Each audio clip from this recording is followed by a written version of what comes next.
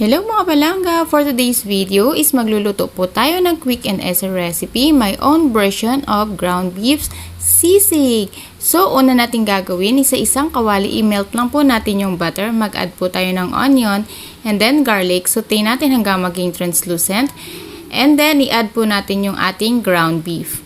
Pagkatapos is i-mix lang po natin and then maglagay po tayo ng salt, pepper, and then Maggi Magic Sarap, nor liquid seasoning, soy sauce, oyster sauce, and then, maglagay po tayo ng calamansi juice. Pagkatapos, susultuin lang po natin siya for about 5 minutes. After 5 minutes, ilagay na po natin yung ating sili sigang.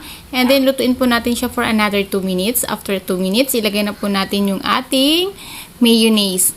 And then, lutuin po natin siya ulit for about a minute. After a minute, ilagay na po natin yung ating egg. So, pagkatapos niyan is i-mix lang po natin siya. And then,